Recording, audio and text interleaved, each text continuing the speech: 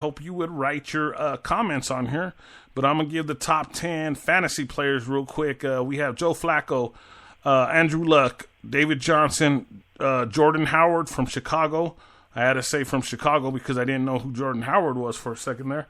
Dwayne Allen, the tight end at Indianapolis. Carson Palmer, Matthew Stafford, Thomas Rawls, and Latavius Murray from the you-know-who.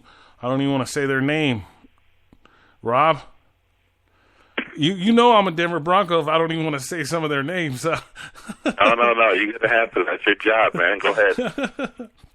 I'm not going to tell you. Latavius Murray from the Raiders. Jeez. There you go. I did it because Rob's on the air. That's the only reason I did it. Or else I would have never said nothing. Nothing about you wish you had him in Denver.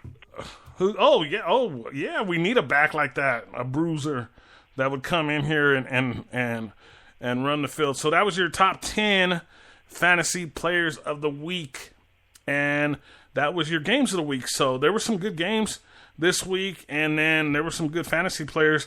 Didn't have any Broncos in the top 10 of fantasy this week, and you also didn't have any Cowboys in the top 10. But you probably had Zeke's usually in the top 10 every week, isn't he? Oh yeah. At the end of the day, we're not about the stats. You know what I mean? Yeah. We're about the W. So, one thing I am going to say about Zeke is he looks like TD in his prime. Every time I watch him, he looks like Terrell Davis in his prime. And if this continues, you're going to have not one or two Super Bowls in Dallas with Zeke. You might have 2-3 Super Bowls out there if that continues with him, because look what TD did over here in Denver like we were talking about.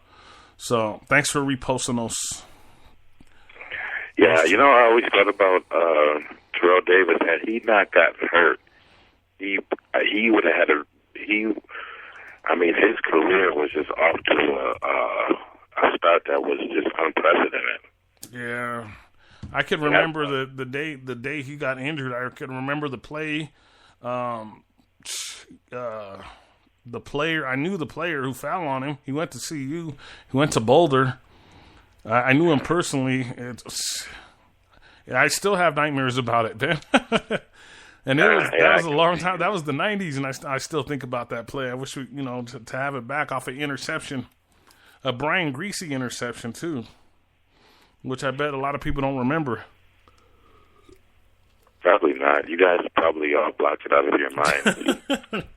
Hey, every sports fan has to have some kind of short-term memory when it comes to their sports team. Even the Dallas Cowboys had some crazy Leon Lett years. Oh, yeah. Who Leon Lett eventually played for the Broncos, too. Did he? Yeah, he played for the Broncos a couple years, too. Back in like the players from the 70s, 80s, 90s, back then I knew every player on every team. I don't know what it was. Now I can't remember half of them anymore. Free agents doing that. Man, I'm only 24 years old, bud. What are you talking about, Rob? No, I said free agency. Oh, yeah, free agency. Changes everything around you. The players move around so much now, you don't know who's who. Yeah. So we'll get into the Broncos real quick. Because we have a couple debates. We got the Raiders, Kansas debate, and we're tonight we only have about 45 minutes to an hour because we have another podcast that's going to be going on. And for tomorrow, the TWD podcast, which is going to be a 2-hour podcast. So we're trying to do the sports tonight, and we want to talk about the Raiders, and we want to talk about Kansas. I also want to get into the weekend the quarterback, the best quarterback of all time, GOAT debate. So we're going to get into that in just a few minutes. We're going to take a real quick break, and when we come back, we're going to finish. We're going to jump into the recap of the Broncos, and then we're going to go right into the Raiders in Kansas on Thursday. And Rob already knows who I got, but we're going to find out tonight who Rob's picking tonight. And if he's if he's probably gonna have to lean my way because his second favorite team is kind of hoping for this too. I think so.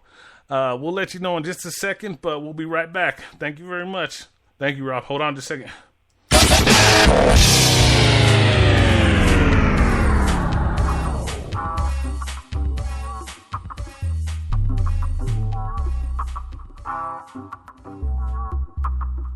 Money loves me and I just can't fake it. I go to your city and your tripping heads that's naked. Money loves me and I just can't fake it. I go to your city and your ladies dance naked. Money loves me and I just can't fake it. I go to your city and your tripping heads that's naked. Money loves me and I just can't fake it. I go to your city and your ladies dance naked.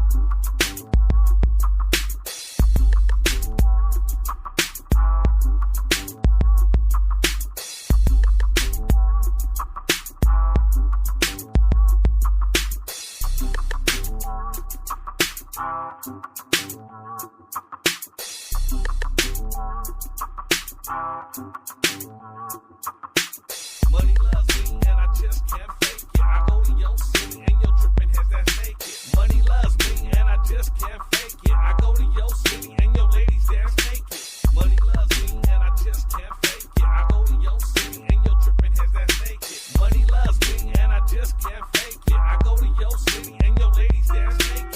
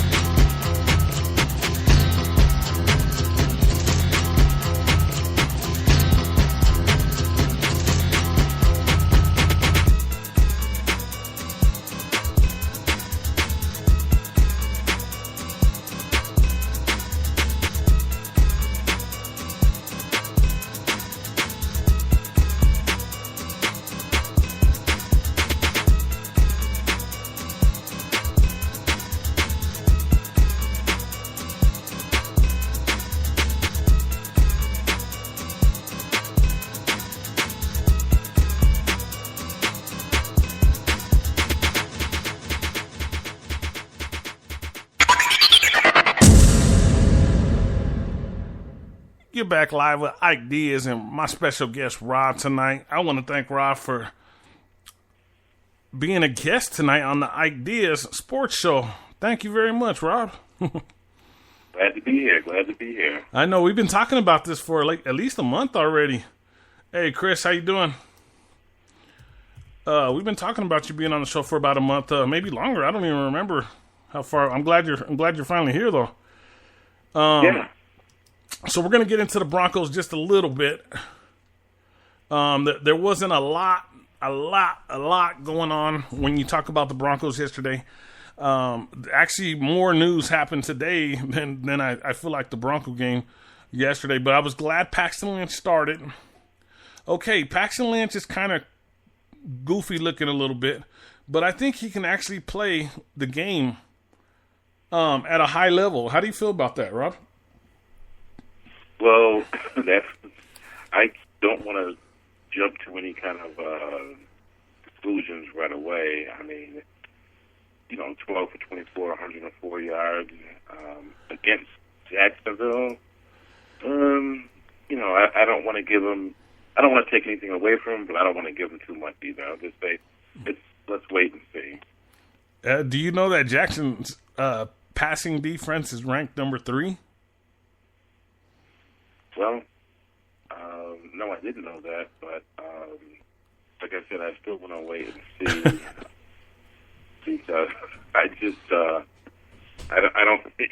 We're still having to wait and see on Dak. There's still a lot of people who want to see. Hey, let's see what he has. So, yeah, we'll see. We'll see. He's time tells.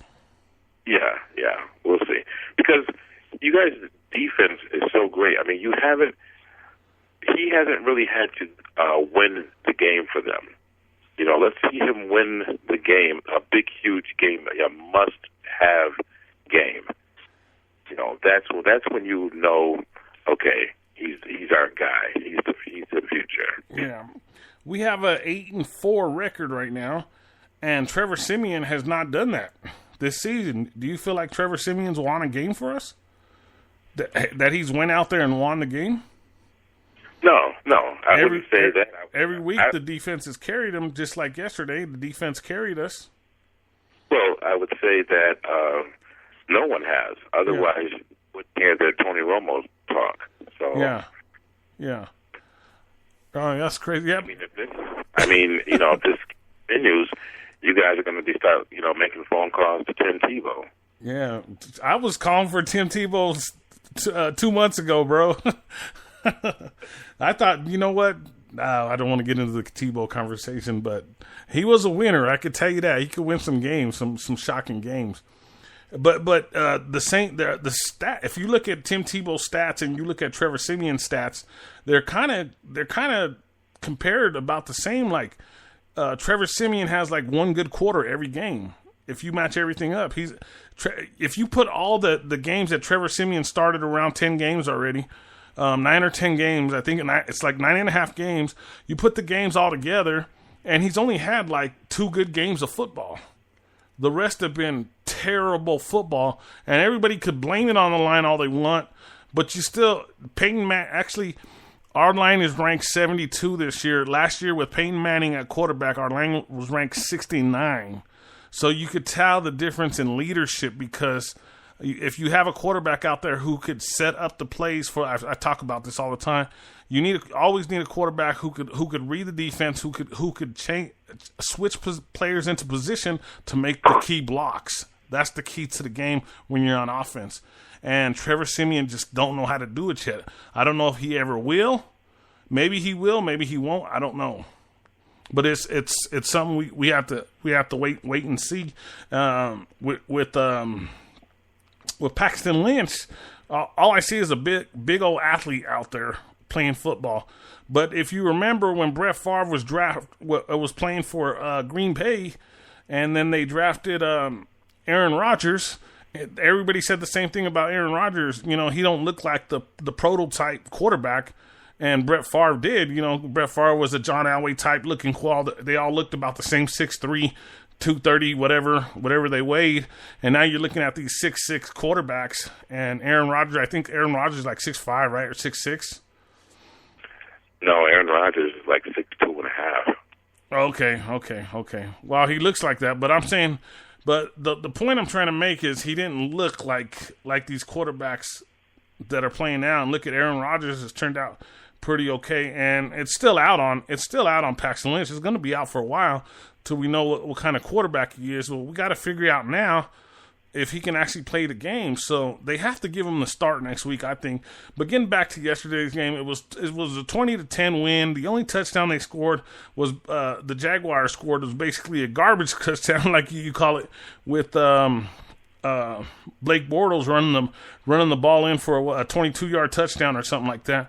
And I like Blake Bortles. I think Blake Bortles is a really good quarterback. He just has a really soft team around him, and they put a lot of money into that team, the Jacksonville Jaguars. Especially taking 2 of the Broncos from the last 2 years, took up about 40% of their budget, I think, with JT and the defensive tackle that they took from the Broncos last year, Malik Jackson. If I could think on my feet today, I'd be all right. So we'll give the Broncos the win yesterday with Paxton Lynch. Hoping to see Paxton Lynch again. We're probably going to roll with Trevor Siemian again, but I hope we see Paxton Lynch for one more week against the Tennessee Titans, because I think he's going to do great. and I think he's going to do okay. I guess we'll go ahead and bring Trevor Siemian back because he got the games under his belt now. So I guess we have to see him going forward into the future, and to have a chance in the playoffs, because he was the one that got the reps and he got the games instead.